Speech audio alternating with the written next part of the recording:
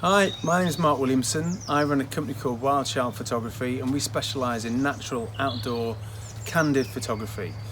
If, like us, you're in lockdown due to the global pandemic, so you're probably at home with your kids looking for things to do, so hopefully we can give you a few tips on how to get some nice photos with your iPhone or smartphone.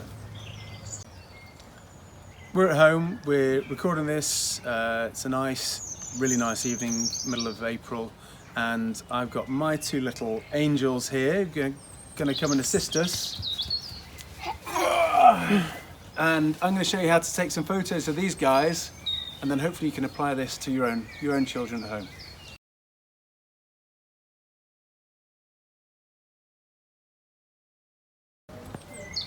Tip 1 is camera control.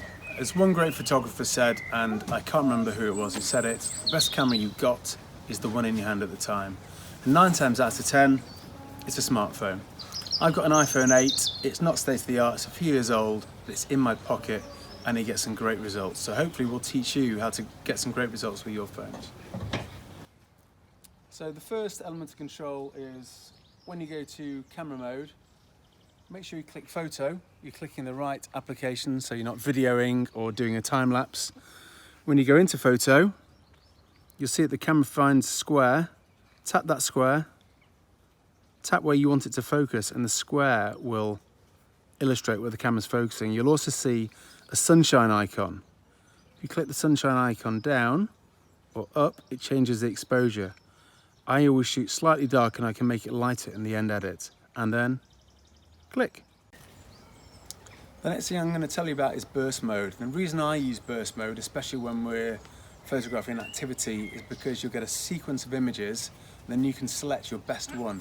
If you take 1 or 2 shots, it's going to be really hit and miss if you're going to get anything. Burst mode will give you a much better chance.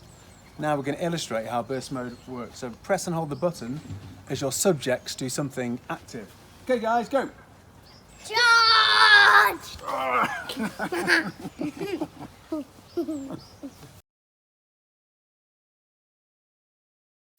Something else often overlooked, and I see it on loads of people's photos, is dirty lenses. These things are in your pockets all the time, get finger marks all over them. So all it takes is a little wipe from a sleeve or a little bit of fabric, cleans your lens, nice crisp image.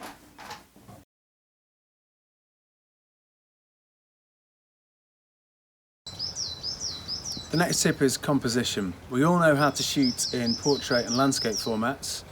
There's a couple of little things I'm going to tell you about. The first is the rule of thirds, and the second tip is about my height and shooting angles.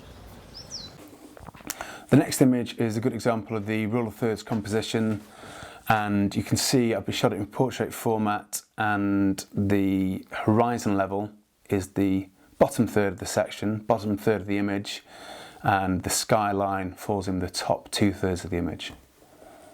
So I'm going to show you a good example actually, while the kids are set where they are. If we go this way, I'll show you how I compose this image here. You looking, Tabs?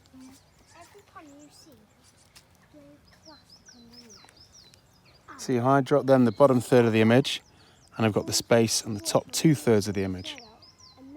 And just keep shooting. There we go.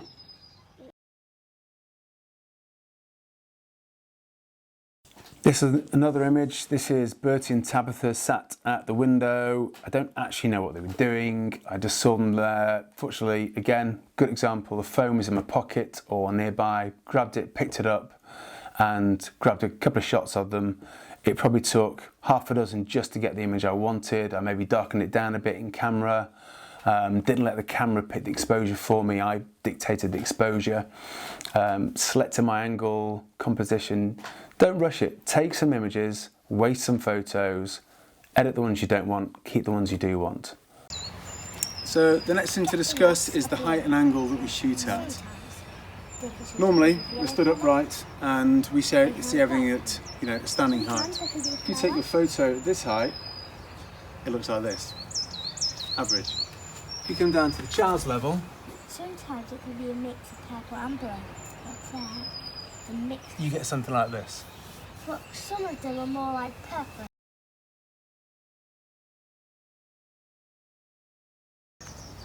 Tip 3 is lighting. I'm a big fan of natural light. I'll always prefer it over artificial light. If you're lucky to have an outdoor space like this, then you're going to have an abundance of natural light, especially with the weather at this time of year. If you live inside, then maybe you're a little bit more restricted. So here's a couple of images I took inside that show Bertie in the same room, same situation, just with two different lighting. The first light is a blend of natural light through the window and artificial light from the overhead house lights. The second image is with the house lights turned off and just with the natural light coming in from the right hand side. Something else to consider when looking at your lighting is the type of lighting, how that light falls upon your subject. Think about the light that's available to you, what time of day you're shooting, what that light's doing. If you're in the middle of the day, on a bright sunny day, my choice, and it's always subjective, is to get out of that light and maybe shoot in the shade. If you shoot in the shade, you're going to get a bounced, softer kind of natural light. If you shoot outside of the very hard overhead sun, it can be very unflattering, big high contrast levels, shadows under the face, under the eyes, and it's just not a kind lighting style for people in portraiture. Shooting early in the day, late in the evening gives you a slightly softer, more a dramatic lighting style. So the light's coming slightly more from the side or from behind at a lower level. So it's not quite as hard. The sun's further away. It's maybe diffused by a little bit of cloud, and it's just kinder on the subject. One of the advantages of shooting in the evening light is the ability to backlight your subject. Here we've got Tabs stood in the sunshine. Look at me, Tabs. Looking gorgeous. And it's about 7 o'clock, middle of April. The sun's getting nice and low. There's probably about an hour, half an hour left of light. And it gives you a really soft light flooding from behind your subject.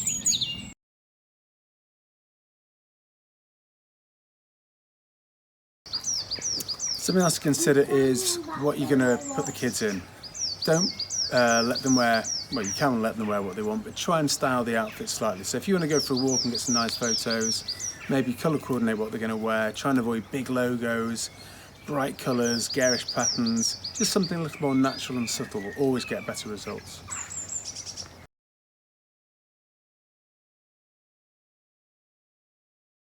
The next big area to consider is how you edit your images. For most of us, we take a photo on the phone and maybe we'll put it through Instagram or something along those social media routes. But there are many ways of refining that image post-production, as we call it in the industry. First thing you can do is use the editing software on a camera, and this allows you just to do some of those initial refinements, those tweaks, those crops, adjustments.